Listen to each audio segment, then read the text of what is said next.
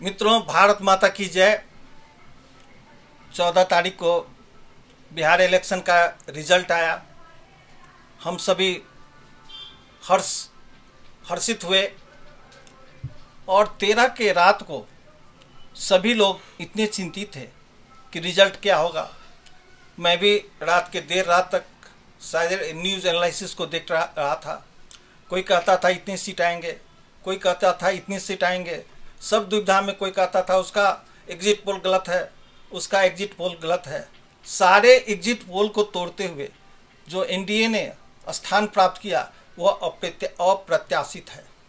किसी news channel ने नहीं दिखाया कि 200 से ऊपर एनडीए की सीट होगी। इसी क्रम में मुझे रामायण की एक बात याद आई। आप सभी जानते हैं, रामायण पढ़ते होंगे। रामचरितमानस में इसका वर्णन है कि जब धनुष भंग हुआ तो सारे लोग, धनुष भंग होने से पहले सारे लोग चिंतित थे कि राम जी धनुष तोड़ पाएंगे कि नहीं। बहुत सारे लोग दुविधा में थे। बहुतों के अंदर में बहुत तरह की भावनाएं उठ रही थी कि ये छोटा बालक है, ये किस तरह से धनुष को तोड़ पाएगा। बहुत में संशय उत्पन्न हो गई थी। जब धनुष भंग हुआ, जय जयकार हुई, तो वहाँ तुलसीदास जी लिखते हैं, संकट चाप जहाज सागर रघुवर बाहुबल बूढ़े सकल समाज।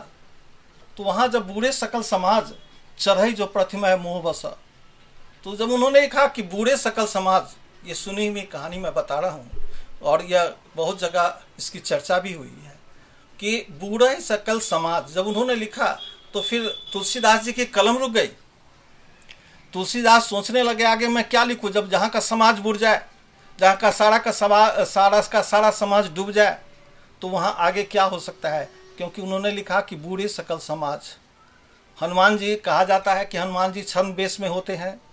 रामायण लिख रहे थे, उस समय थे, वो प्रकट हुए और उन्होंने कहा कि तुलसीदास जी आप लिखिए, चढ़ई जो प्रतिमा मोह बस, बूढ़े सकल समाज चढ़ई जो प्रतिमा मोह बस।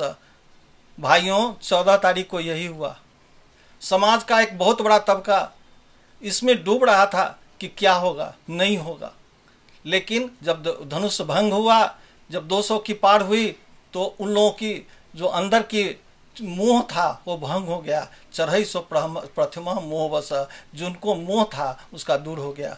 और भाइयों, इस रामायण के संदर्भ से पता चलता है कि जब इस समय संशय में सारे लोग थे और जब रिजल्ट आती है तो वही प्रसन्नचित्त होते हैं। जैसे राम जी के धनुष तोड़ने से सारे लोग जो दुविधा में पड़े हुए थे उनको एक आशा लगी। जब धनुष भंग हुआ तो उनका मोह भंग हो गया। इसलिए तुलसीदास ने लिखा है, बूढ़े सकल समाज चढ़ई जो प्रतिमा मोह बस।